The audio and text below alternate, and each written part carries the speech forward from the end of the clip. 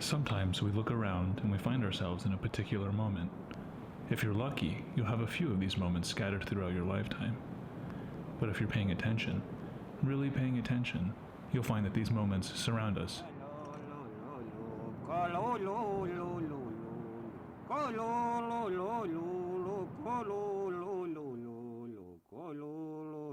In November of 2019, we took a trip up north for an overnight cross-country skiing trip. What started as disgruntled pub talk became real once Dougie, Howard, Matthias, and I realized that a trip up north to move our bones was exactly what our distracted minds needed. So we packed up a rented car and drove 12 hours to Matthias' hometown, Saxnäs, a small village in southern Lapland, which confusingly is in northern Sweden. Being the only Swede on the trip, we teased Matthias during the lead-up to our journey that he was using us as human sacrifices for some Swedish ritual. But in truth, it was a pleasant journey with many peculiar sights along the way.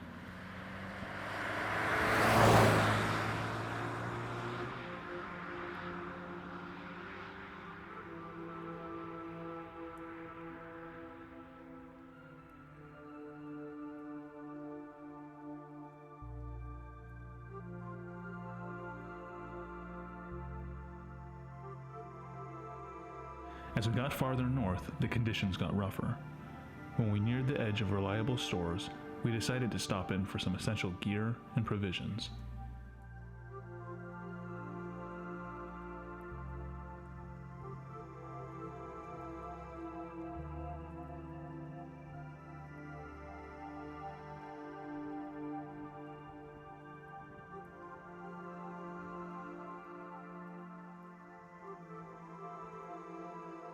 Arriving at our destination, Matthias pointed out this house or that house, introducing them as my grandfather's house, or my grandfather's brother's house, or numerous other houses of aunts and uncles.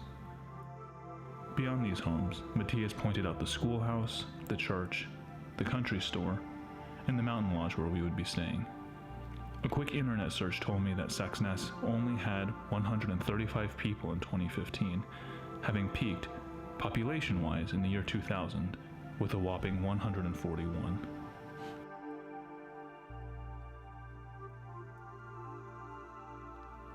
With energy left from sitting in the car all day, we went for a walk through the town.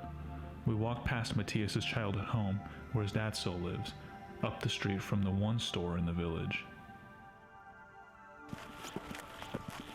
You notice the heavy traffic, right? A lot of cars passing through.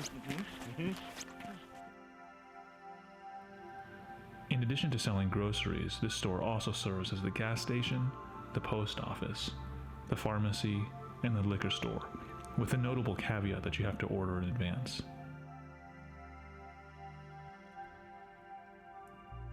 Back up the street and right across from Matthias' house is the school he attended, which teaches kids from kindergarten to the 9th grade. Reminiscing about our own school days, we goofed around and explored the playground. This antler, fixed to a log, is a traditional lasso post meant for Sami children to practice lassoing reindeer, a valuable skill. Since it feels like a good time to mention the Sami people now, I'll do so. The Sami are a traditional reindeer herding nomadic people, which are the indigenous people of the European Arctic. Their homeland, Sapmi in their own language, or Lapland in everyone else's, ranges across Norway, Sweden, Finland, and Russia. The Sami wear a traditional costume called the gakti, whose intricate and unique designs could tell you what village or even family you were from. Another part of the traditional attire is the knife, a critical piece of Arctic herding gear worn on the belt. Today, though, herders are just as likely to ride a snowmobile and wear Gore-Tex as they are to carry a knife on their belt. This is a person holding the Sami national flag, containing the 4 national colors, which often appear on traditional clothing. In the middle is a red and blue circle, meant to represent the sun and the moon, as well as a druish drum, a key instrument in traditional Sami music, as well as their rituals. Good walk, guys. Yeah. I underestimated how cold it is. After our walk, we walk home for our last sleep before departing on our adventure.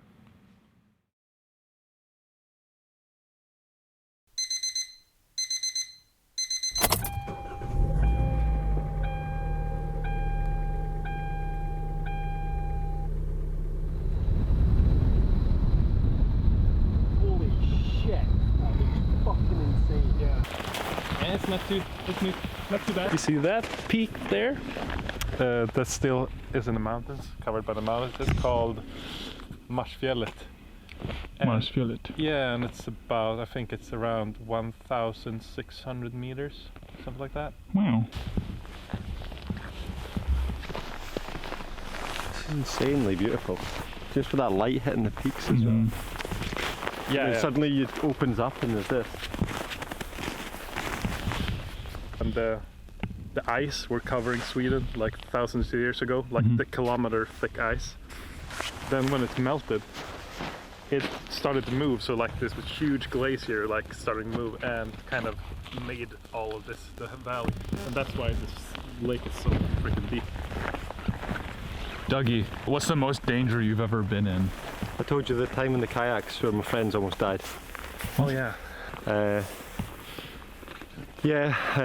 Me and a bunch of friends decided to go sea kayaking off the west coast of Scotland. Oh, sorry, I got distracted by Howard dropping his fucking can.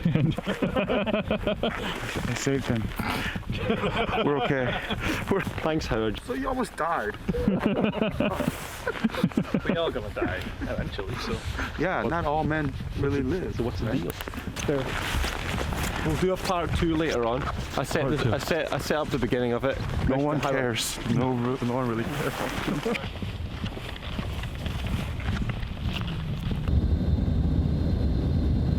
Are there a lot of Sami that still live here? Yeah, there's a lot of Sami people still live here. Because over by where we're gonna start our ski trip, they're having their reindeers. What's the village there? Saxnäs it's called. My grandfather's parents, they grew up there. So as you can see, I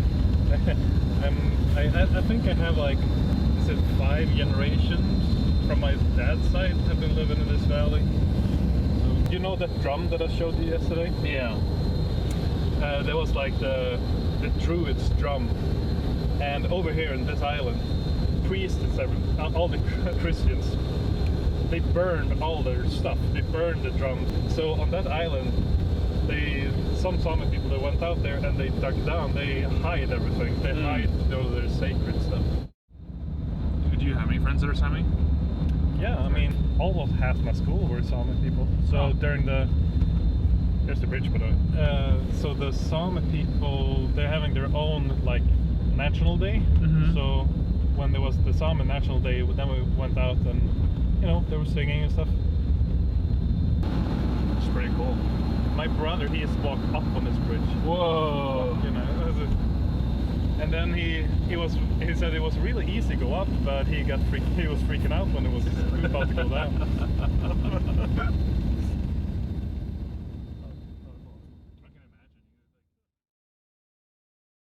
Despite agreeing to the trip almost immediately, none of us, aside from Matthias, had ever actually been on cross-country skis before. After a quick internet search, I was encouraged by a certain piece of advice which I'll pass on to you now. If you can walk, you can cross-country ski. After a long ascent, we came across a series of cone-like wooden structures. These are called lavus, a traditional Sami dwelling, usually made of reindeer skins.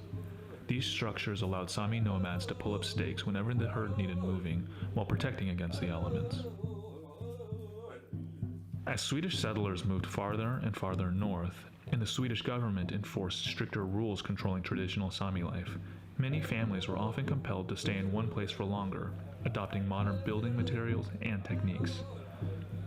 These were often used as schools, as the state insisted children be taught in Swedish, a move meant to force closer assimilation at the expense of traditional culture.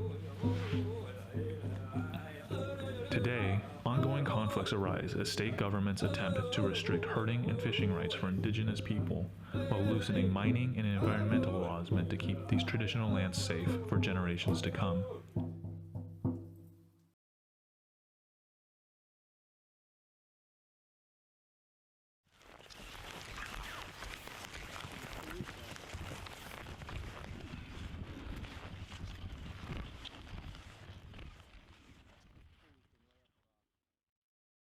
About a week before the trip, Dougie's partner Claudia had a dream. In that dream, our group skied to a cabin across a frozen tundra. There was a storm, and our arrival was not guaranteed. Only through sheer desperation did we arrive, half frozen and without supplies, but alive. Together, we knew we would die if we didn't eat, so naturally, we made the obvious decision to kill and eat Howard. Dougie told us about this dream a few days before the trip, and despite our carefree mood, we often returned to this dark joke, only half laughing as we wondered what the mountains had in store for us.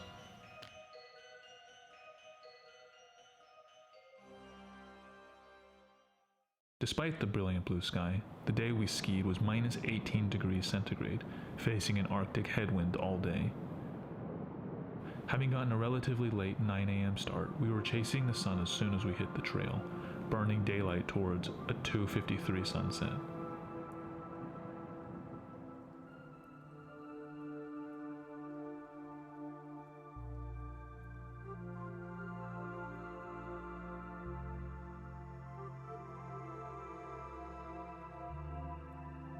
Finding shelter from the wind, we stopped for a quick lunch, shoveling down our soggy yet still crunchy camping meals before quickly moving on. At one point, Howard fell behind and stopped responding to his name. We doubled back and found him staring at his gloved hands. "I can't feel them anymore," he said, and we knew this could be serious. "Take off your gloves and grab your balls, dude," were the instructions, and the decision was made for Matthias to ski ahead and unlock the cabin, while the rest of us hung back, keeping each other company as we slogged our way to the hut. As the brilliant golden hour came and then slowly went, we began to wonder if Claudia's premonition was right after all. The cabin drew into view as a speck taunting us as the golden light turned purple. We pushed forward, exhausted, in a stilted and tired rhythm. Breaking the silence, I attempted some encouragement, to which Howard dryly replied, "Dude, not now." Arriving, we learned that the cabin door was snowed in, and that Matthias had cleared it, and that the inside of the hut was only minus 8 degrees centigrade. Our work was cut out for us, so we began to chop wood in the outhouse, while the small kindling set by Matthias kick-started inside the cast iron stove. Our water came from collected snow, and though we tried our best to get cozy for the first several hours, we weren't sure if we would ever warm up. As a treat, Matthias's father provided a traditional moose stew and mashed potatoes that we warmed up in a pan over the fire.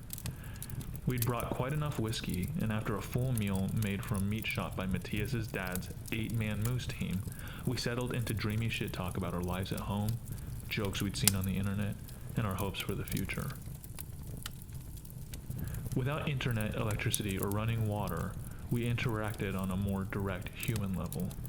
Our minds and our conversation wandered slowly from moment to moment, like a snake in the jungle. Towards bedtime, our little thermometer told us it was 24 degrees C, and warmed from our bellies out, we surrendered to the heat and sat lounging around in our long underwear. We agreed to take different shifts for the fire watch, and after a big day, we passed out into the night.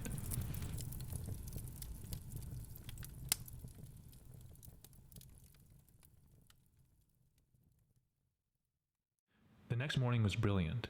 We shook off the embers of sleep, feeling rested and energized from the morning ahead. Our gear was dry and warmed by the fire, and our water bottles filled to the brim. We felt good enough to even do some stretching, and after a quick tidy, we packed up and said goodbye to our erstwhile shelter. Saying goodbye to places has always made me sad. Even if it's a simple hotel room, I will hesitate, often looking back, wistful for the life I once built, but which now must remain.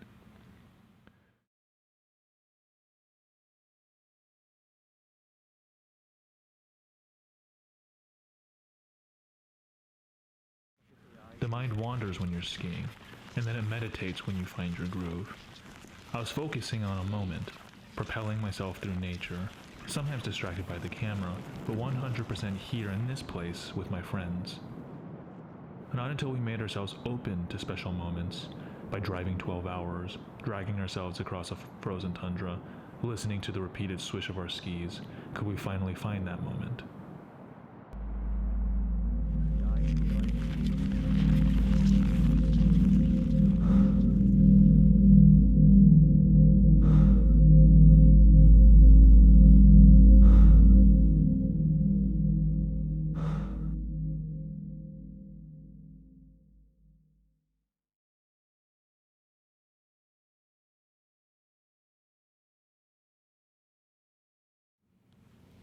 Propelled by our newfound tailwind, we covered enough ground to confidently stop for a fika.